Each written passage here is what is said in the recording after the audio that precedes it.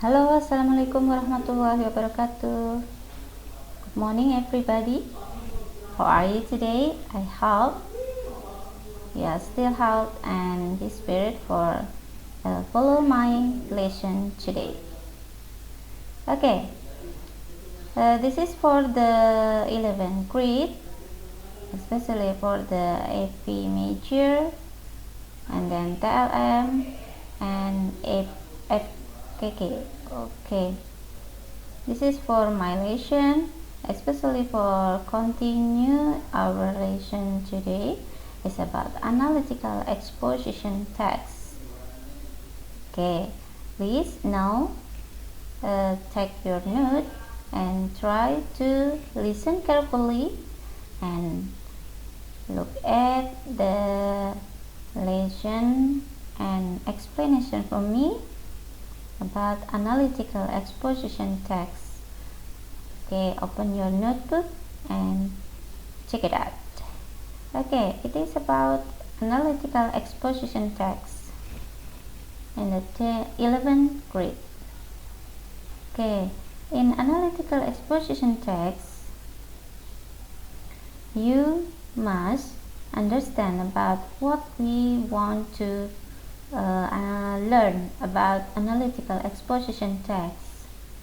Okay, especially for analytical exposition text, you still talking about definition,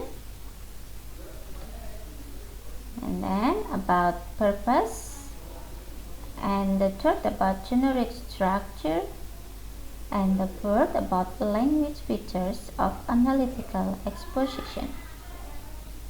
Okay, one by one of these we want try to explain, and you must note and learn about analytical exposition text.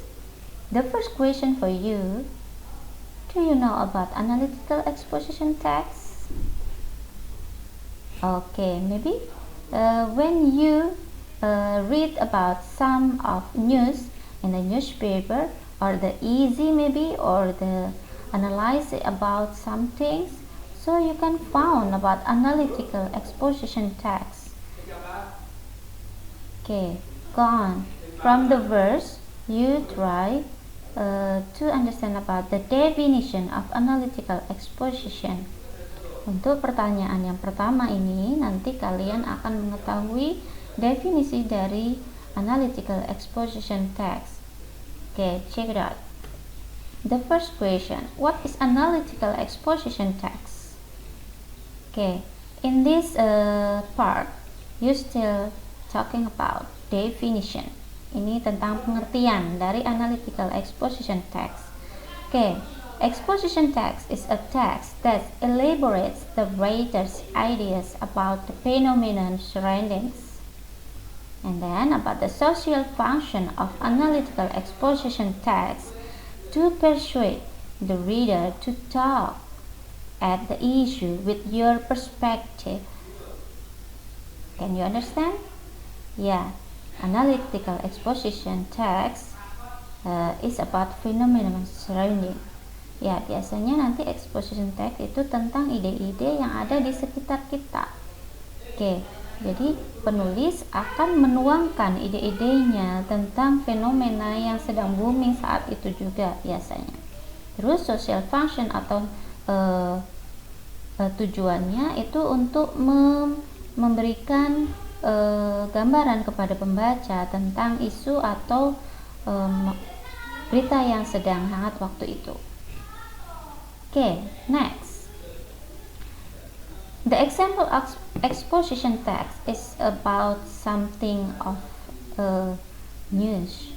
It's about legal defense, leaders, political leaflets, essays, and newspaper articles and editorials. Oke, ini adalah beberapa contoh exposition text yang bisa kalian temukan di sana. Ya, ada beberapa hal, mungkin ada legal defense, letters, surat, political leaflets, essay, newspaper article, and editorial or others, atau yang lainnya. Oke, kenapa ada exposition text? it's so important for you to understand about the news surrounding of you. Yeah, that's good. Next. Okay, what the purpose of analytical exposition text? Apa sih tujuan dari analytical exposition text? Okay, look at this. To convey the reader that the topic presented was an important topic to be discussed or gain attention by the way of the providing argument or opinions that support the main idea or the topic. Oke, dengan kata lain, untuk menyajikan beberapa pembaca agar yakin pada sebuah topik yang penting untuk dibahas atau mendapatkan perhatian dengan cara memberikan argumen-argumen atau pendapat-pendapatnya yang mendukung ide pokok atau topik tersebut. Oke, ini sangat penting dalam pembahasannya. Kenapa? Biasanya kalian punya ide-ide yang mungkin bisa tertuangkan dalam teks di sini, di analytical exposition text. Kenapa? Karena di sini pembaca itu sendiri akan menemukan beberapa pendapat-pendapat dari si penulis atau argumen-argumen yang mendukung tentang ide pokok mereka. Oke, yuk check it out. Next, what is the generic structure of analytical exposition text? Apa sih generic structure atau poin-poin penting yang ada di analytical exposition text? Nah, di sini itu biasanya nanti kalian akan menemukan 3 hal yang pasti ada dalam teks ini. The first about thesis. Yang pertama itu ada tesis, di mana di sini nanti berisi tentang pengenalan atau pemaparan terhadap tema yang akan dibahas atau yang diangkat. Ya, jadi it's about the background of some news, ya, something of news. Ya, focus on your ideas. Ya, ini biasanya berfokus pada ide-ide kalian nanti di sini. Pasti akan dibahas untuk pertama. Next, about argument. Oke, argumen di sini nanti berisi tentang pendapat-pendapat yang dimulai dari paparan atau penulis terhadap isu yang diangkat tersebut. Jadi nanti kalian akan fokus pada pendapat kalian tentang isu-isu yang akan kalian angkat, ya, akan kalian tulis di situ. Oke, next, reiteration atau conclusion. Conclusion di sini biasanya tentang kesimpulan atau berupa penulisan kembali ide pokok. Reiteration terletak pada akhir sebuah paragraf. Ya, biasanya nanti conclusion pasti akan ditulis di paling belakang atau paling akhir dari beberapa paragraf sebelumnya. Untuk paragraf pertama biasanya nanti berisi tentang tesis atau pengenalan dulu. Setelah itu nanti ada argumen. Argumen itu bisa kalian sampaikan sesuai dengan pendapat-pendapat kalian. Baik satu argumen itu bisa berisi dalam satu paragraf ataupun beberapa paragraf. Tapi fokusnya biasanya satu pendapat, satu argumen, satu paragraf juga, dan seterusnya. Jadi dalam sebuah teks analytical exposition itu bisa jadi argumennya lebih daripada satu, ya. Terus nanti paragraf terakhir kalian bisa menemukan yang namanya conclusion atau menuliskan conclusion atau penutup. Ya, coba kita akan coba masuk ke the language features of analytical exposition.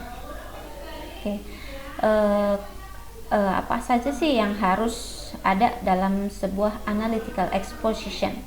Ini syarat-syaratnya. Yang pertama, use present tense. Oke, di sini biasanya menggunakan tenses present. Oke, can you remember about present tense? Kalian masih ingat tentang tenses present tense? I hope you still remember about present tense. Ya, present tense itu nanti tensesnya, ingat ya bahwa di sana nanti ada kalimat yang biasanya di kata kerjanya itu bentuk yang pertama.